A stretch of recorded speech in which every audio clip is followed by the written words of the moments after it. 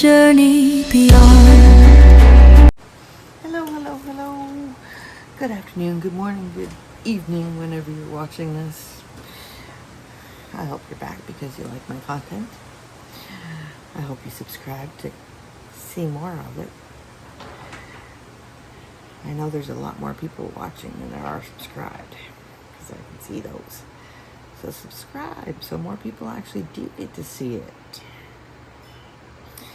So today, it kind of dawned on me that there's an arrest warrant out for a couple of different prominent leaders in the world, but nothing's happening. So I started to do some research, which led me to the pendulum.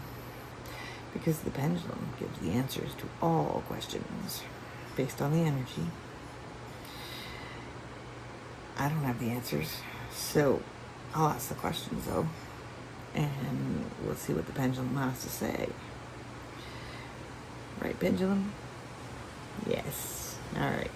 So say hello. There you go. So, my intention of this reading is to uncover the true purpose, impact, and integrity of the international criminal courts and understand the consequences of countries opting out. I invoke the law of truth and the law of challenge and the divine frequency of global justice. I request connection to the higher self of the international criminal court system institution, to the energies of truth and universal accountability and the spiritual contracts connected to international law. This session is shielded from falsehood and aligned only with the highest good. So it is.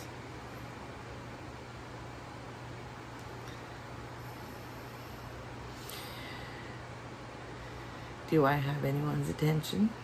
Yes. Thank you. Thank you for joining me in this reading. So,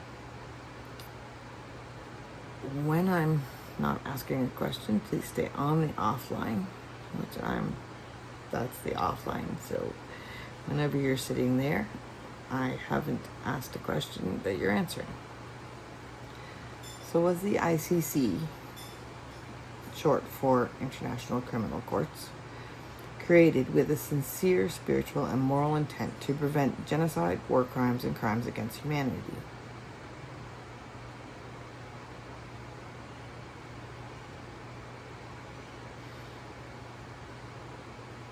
Yes, thank you.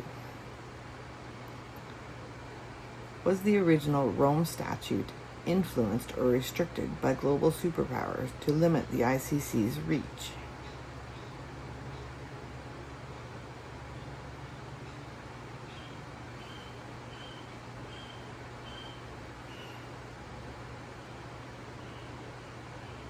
Yes, thank you. Were there countries who later opted out, involved in weakening the ICC before or during its creation?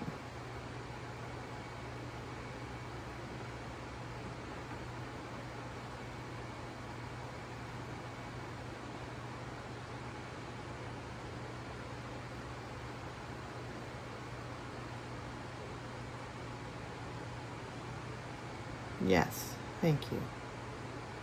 On a scale of 1 to 5, how spiritually pure was the ICC's creation? 1, corrupted, or 5, divinely aligned?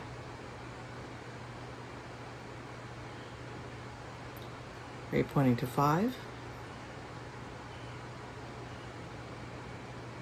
Yes, thank you. Was the ICC's formation part of a karmic plan to mirror humanity's struggle with justice, power, and denial? You're supposed to be on the offline. Okay. Can you answer the question now, please?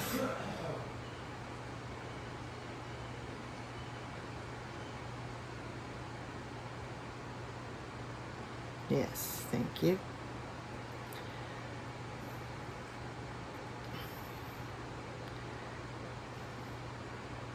Has the ICC ever declined to prosecute due to fear of retaliation from powerful non-member states?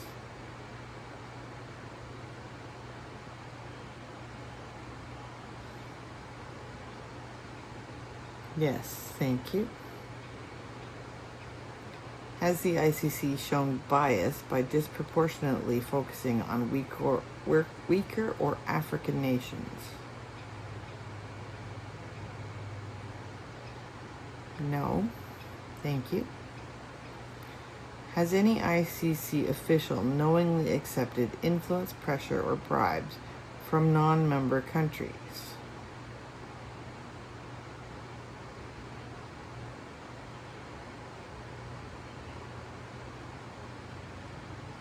Yes.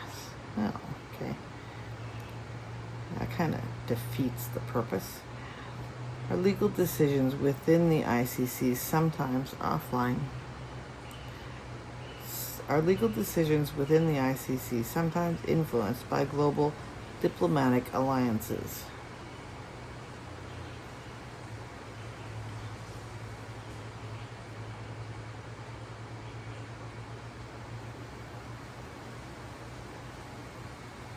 Yes, thank you. On a scale of 1 to 5, how compromised is the ICC today due to political interference?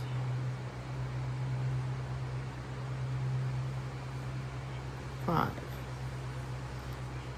Are you pointing to 5?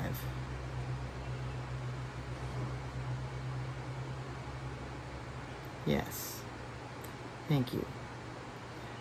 So, could you compare the corruptness in the U.S. Supreme Court to the corruptness of the ICC?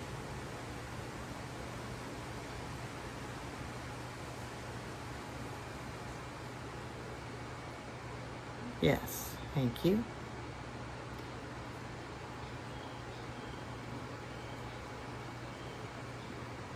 So its purpose is pointless.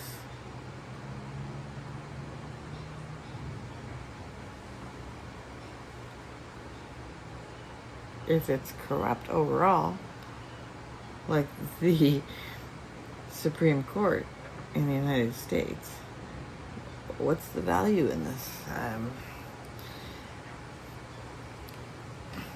So the ICC gets formed, and all the countries are in agreement to it. And then as it's being created, certain countries start opting out, correct? Yes, okay, so I'm going to list 5 countries.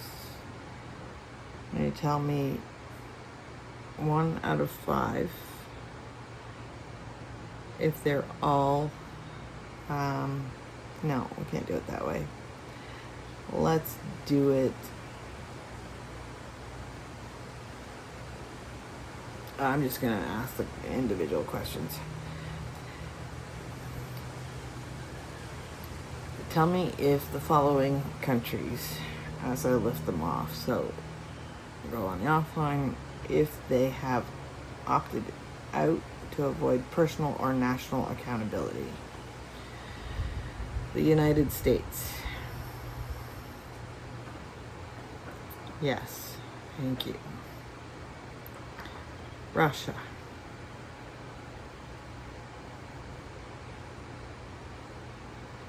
Yes, thank you. Canada.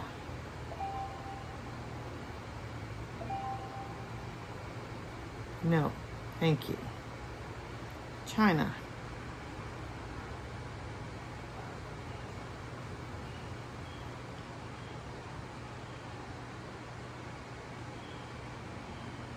Yes, thank you. Israel. Yes, thank you. India.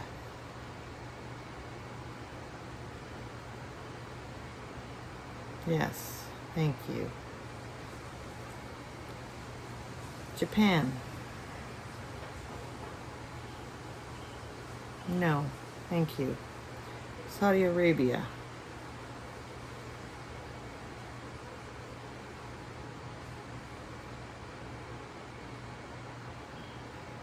Yes, thank you. Turkey. Yes, thank you. Iran.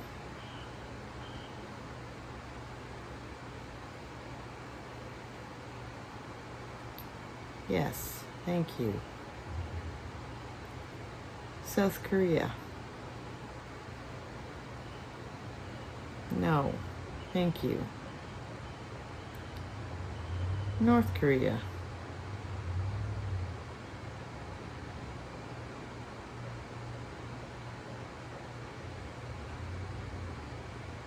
Yes, thank you. Egypt. Yes, thank you. Of the ones I listed, the ones that said yes, are those the only ones that opted out of being a member of the ICC?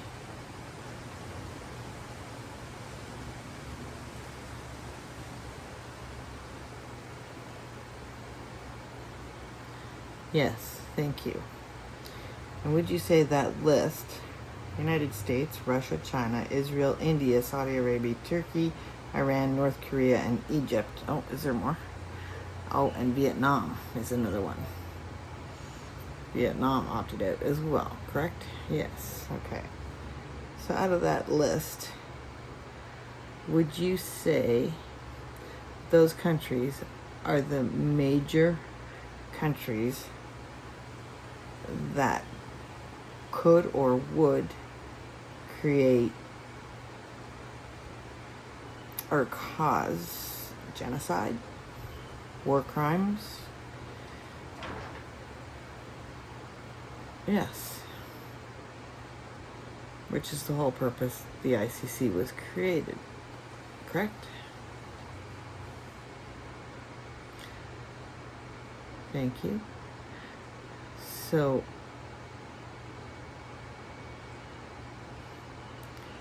is there not any mechanism to force countries to be a member of the ICC?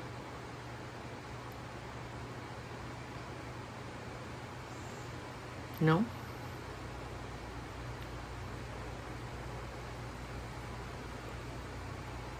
Have these countries actively worked to undermine the ICC's credibility or operations?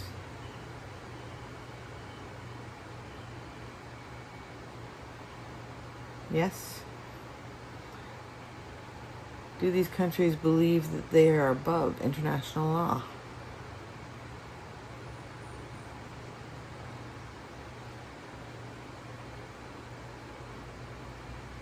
Yes, thank you. Is their refusal to join a conscious choice to avoid facing karmic or legal consequences?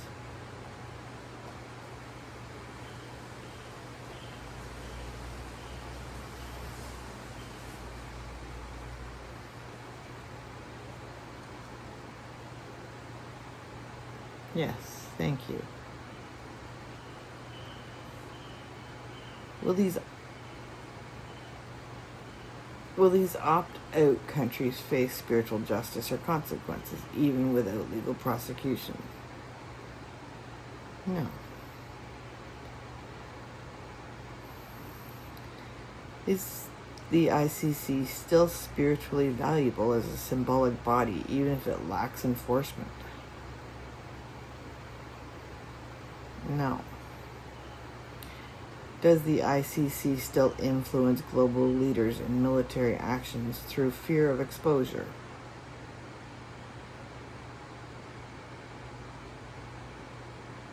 No. So, an example, there's an arrest warrant out for Vladimir Putin, correct?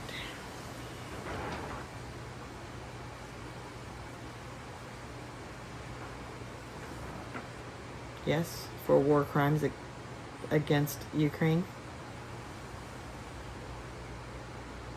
Yes, thank you. And is there also a warrant out for Benjamin Netanyahu for war crimes against Gaza? Or against Hamas? Or Pakistan?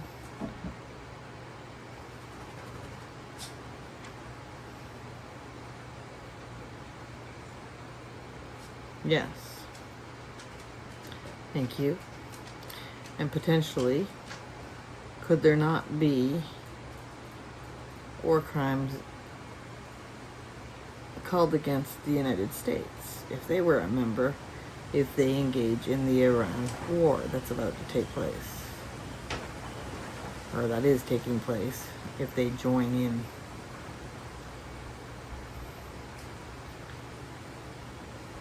But because they're not a member, none of those countries are a member, the arrest warrants can't be acted on.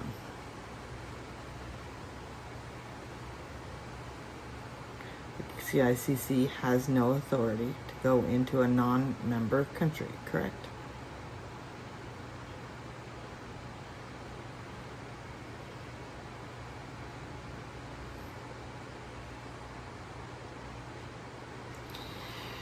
Oh, man. Do victims or oppressed, thank you. Do victims or oppressed populations spiritually benefit from knowing their prosecutors have been named or charged, even without arrest? Oh, I moved over. No, it makes no sense. Was the ICC always meant to be partially effective to teach humanity about the true justice and inequality?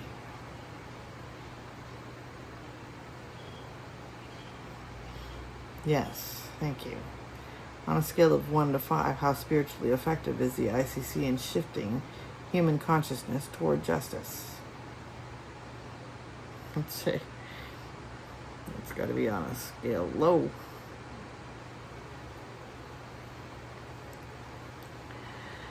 Okay. Hold on a second. Losing my grip. Okay. Is the ICC at risk of collapse or irrelevance within the next 10 years? Yes, thank you. Could a new system rise, possibly one that is global, decentralized, or spiritually led?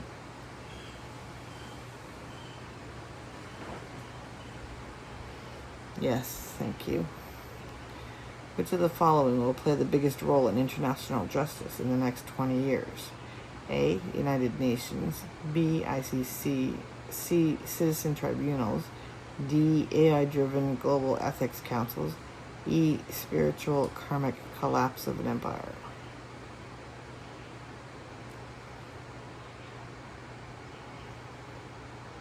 Are you pointing to B?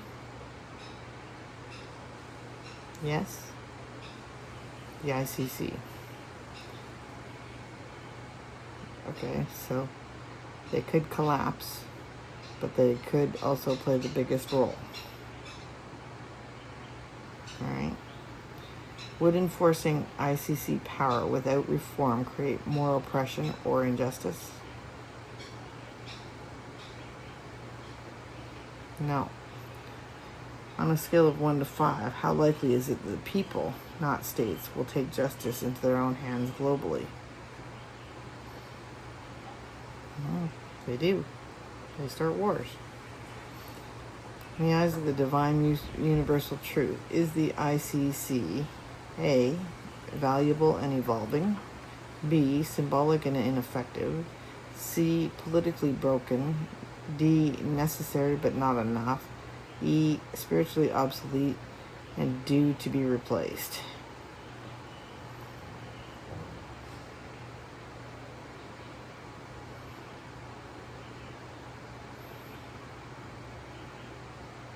Are you pointing to B? Symbolic and ineffective. So what I'm understanding from this reading, in summary, is the International Criminal Courts is just a institution that was created with everybody in mind, all countries in mind, but no ability to enforce membership and no ability to enforce justice. And even if they could, the corruption that is already in there, people can just, or countries can just evade justice no matter what.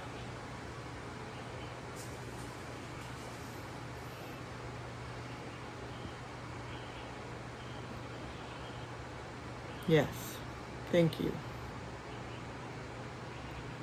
So the things that people can get away with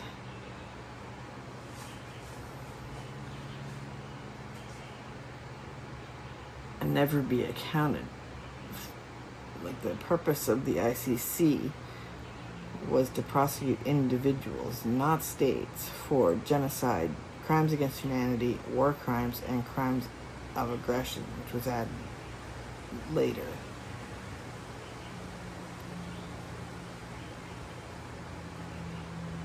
But those crimes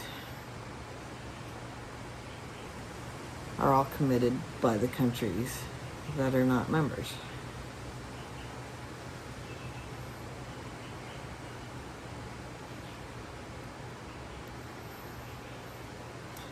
Okay?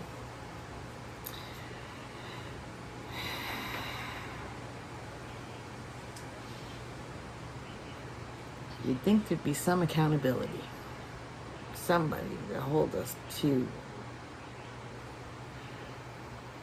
being responsible countries. Right, so each country has its own justice system, and that's broken. Not in all cases, but in some of the larger ones, that's for sure. And so the wrong people get prosecuted for things they didn't do. The right people get away with it. The ones with money pay for it, pay them off, and never get prosecuted. Or, in the case of the United States, they get prosecuted, they get put in jail because they're convicted, and then the president gives them pardons and lets them out.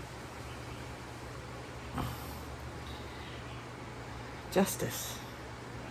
It's just not there. It's solely done by individuals. That's the only way it can be. And it's done by those who have money and are above the law.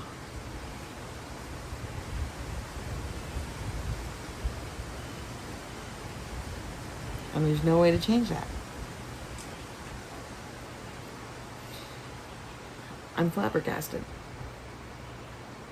I thank the energies of divine justice, the higher self of the ICC, and the soul wisdom of humanity for guiding this reading.